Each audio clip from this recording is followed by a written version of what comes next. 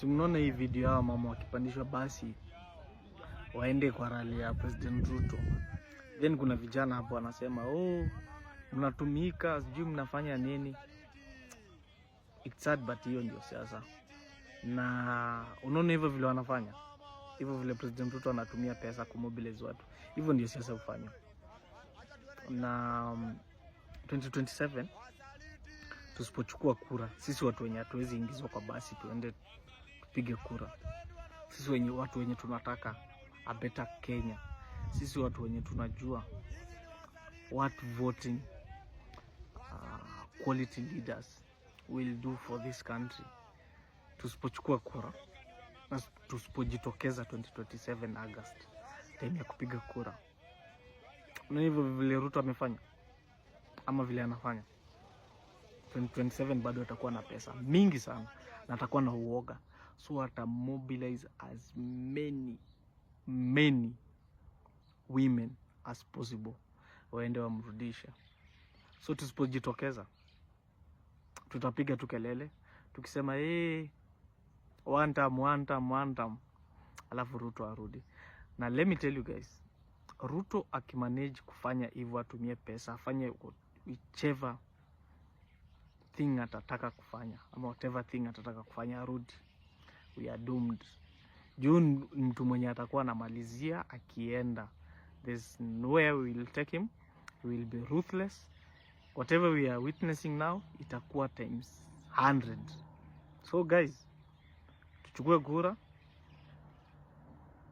and to make sure tuna outnumber hao watu wenye wanakuwa bungled into buses kwenda kulipwa pesa kidogo kufanya siasa.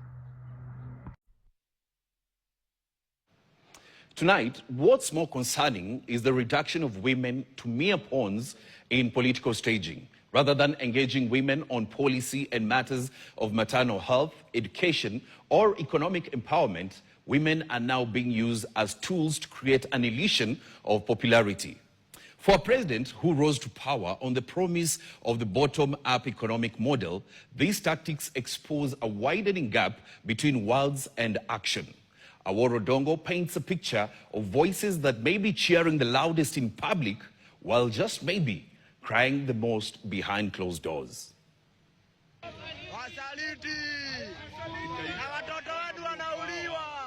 In the early hours of the morning, long before President William Ruto set foot in Kilimani area here in Nairobi, a hired matatu was spotted picking up women. Some had been promised small allowances, others meals, and a few simply followed the familiar call of political mobilizers who have made it their business to supply cheering crowds. By the time the president arrived to launch a government project, the grounds were filled visibly and audibly with women.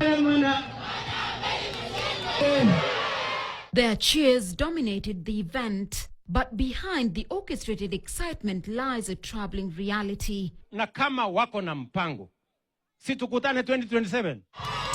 Government increasingly relying on stage support to project popularity, even as it grows more disconnected from the daily struggles of ordinary Kenyans.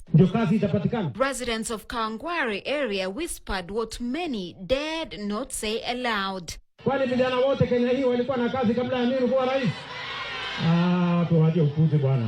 The majority of attendees were not there by genuine will, but out of economic necessity.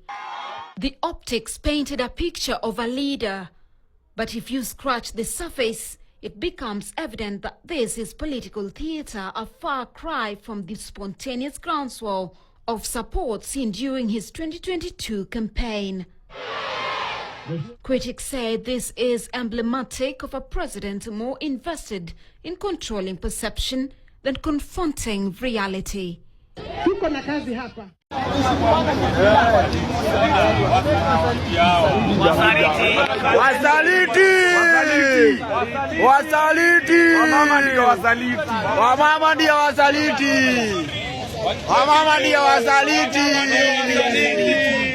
Wamama wasaliti. Oi. Acha tuwe na igari. wasaliti, na watoto wenu wanauliwa, na watoto wenu wanauliwa, mabloka, hizi ni wasaliti, wasaliti, mabloka. Mabloka ni wamama wasaliti hao.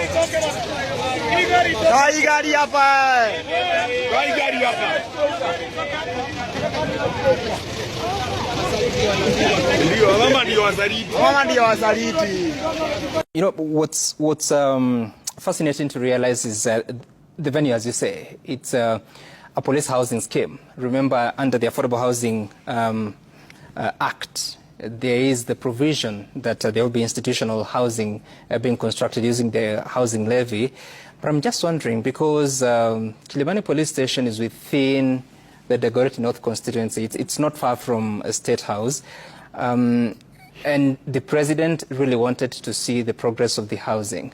I'm just wondering, why was there a need to have what looks like residents of Kilimani attending that? So this wasn't a launch of a completed project? It looks like it was an inspection of progress made. Ongoing. Okay. So those images, and there has been several stories being told about how those residents ended up in Kilimani. But as you know, Kilimani area, you don't find residents like that.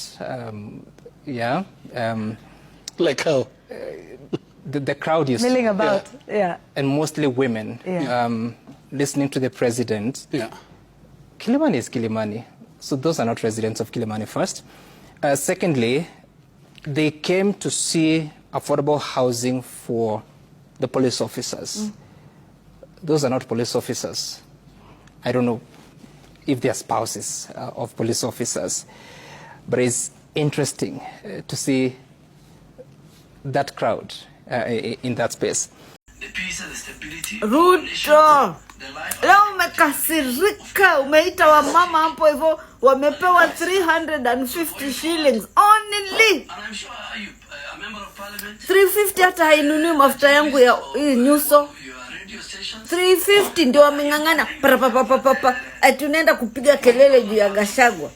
Gachagua is our deputy president. He is leaving the country today to go and see people in the US.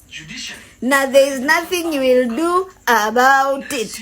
Tunabaki hapa hivi tukikucheka. Ati ho. Unataka watu wapapatike ati ku. Wakupindue na siku zako za kwenda zimefika. Wakupindue, uliwe, na sisi tunataka ufungwe jela. And we have Sophie Nji here, who is a revolutionary part of the revolutionary Gen Z movement. And she kicks us off with her observation and her question tonight. Yes, please stand up. My name is Sophie Nji here, and I'm a member of the revolutionary Gen Z movement. I will topic my question, consequence management. It is said, and my question is directed to you, sir, Mr. Njeru. It is said that there are two ways of enslaving a nation, through debt and through the sword. At the moment, this regime is using both. When it comes to the sword, they're using ethnic profiling to state that this protests are organized by a specific community, specifically the Agikuyu community, which I come from. So I did not see our elected leaders come out. Personally, I'm from Thika. I didn't see my elected leader come out to defend that and say that my youth from Thika are not the ones doing this. So my question to you is, what is the place of common good for the elected leaders when it comes to defending the people who they're elected to defend? And when they fail, then, when do the citizens have the power to execute Article 1 that says that the citizens can exercise their power directly? And I would like to underline the word directly. All right, thank you for... So today, we have buried Boniface Karaoke, a mask vendor from Muranga. I looked at their home because it was live and I felt pity. Last week, we buried Ojwang, the only son of a man who worked in a quarry for 20 years to educate his only child. We buried him. Maybe next week, we are going to bury Kimutai, a man who was shot on the neck twice, kneeling down, begging for his own life. I'm 100% sure that burial will also be live. I want you to watch the homestead of those people. We are burying Kenyans from all corners of this republic. Boniface Kariuki, Ojwang, Kimutai. One thing is common with all those three and all the rest who have been killed. They all come from the very, very poor background in all the corners of this country. I want to ask Kenyans, why have we not buried one from Karen? Why have we not buried one from Muthaiga? Why have we not buried one from Runda? And these leaders are so shameless. They are even beating the drums of war. At 2027, watu watajua. Sisi watajua. All these leaders have diplomatic passports. They will evacuate all their families and leave poor Kenyans fighting among themselves so that they can continue burying their kings. Leo ukienda kwa mjengo, Onyi, Ojwang, wakifanya kazi wakimaliza na akina Wafula, wanakuta Njeri pale, yeye ndiye anawauzia uji. Yeye ndiye anauzia mandazi. Yeye ndiye aliwaletea chakula pale kwa mjengo. I come from Rift Valley. In 2007, venye nilitoka form 4, ilibidi watu walale kwa msitu. Kwa msitu. Mtu yote alikuwa na shida ya kifua. That time, alikuwa na kufia kwa msitu. Asthma na kila kitu. Because of these leaders. Kenyans, we have a chance. The Genzs and millennials, we have a chance of telling these leaders enough of your nonsense. Enough of your nonsense. We will not continue this anymore. We will not divide Kenyans. We have a generation that now is coming to address things that have never been addressed for 60 years about good governance. Na wanataka kurudisha kwa ukabila, my friend. Even if it takes to drain the entire swamp, watu wote, my friend, for Kenya to stand, and so be it. Kenyans, we are not fools anymore. Than the cartels. But yes, cartels are central to the problems of Nairobi. And the three colleagues of mine actually are part of the cartels that I want to deal with. I will tell you who the cartels are. The cartels are people who have made money through shady business deals. My friend Evans Kidero has made his billions through shady deals. There is no industry has built, but he has become a billionaire having been an employee throughout his life because he has looted every institution he has joined. Mumias has collapsed, and Nairobi is not a going concern anymore, according to the Auditor General. My friend Sonko is looting every land in Nairobi. He has a criminal record from Mombasa, where he was jailed because of fraud, forgery, and drug dealing. Then he ran away from jail. So he's a cartel because he has a criminal record. And right now, he's grabbed many pieces of land and then stages a PR show, PR stunts, where he videotapes and pretends that he's come to rescue.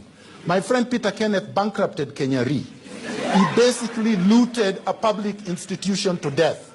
And when he was in Gatanga, he never promoted a motion in parliament, never sponsored a bill, never chaired a committee of parliament. Then here he is saying we need a manager. Nairobi need a leader, not a manager.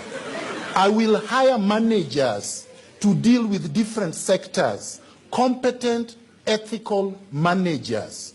And these three represent the worst of our country, where you make money in shady deals, and because of those money, that money that you've made, and because you can give handouts, you are considered a manager. A manager of corruption is not a leader. The next leader of this country doesn't need to be a genius. They need to be bold, ruthless, and honest. Kenya doesn't need another politician. Kenya needs a fixer. First, declare actual war on corruption, not with speeches, but arrests. Jail the big fish. No more stupid task force handshakes. You know what? We need to digitize government services. We need to audit every ministry. Fire the deadweight. If you can't clean up your own house, you don't deserve to lead. Second, fix the economy from the ground up. Slash taxes for small businesses. Cut useless levies. Make it easy for Mama Mboga to thrive more than our politician who steals. Invest in our own local industries, farmers, youth tech. Kenyans' money must circulate in Kenya. Third, unleash the private sector. Cut the red tape. Let anyone start a business in 48 hours like Rwanda. Give tax holidays to investors who invest, a certain amount of money.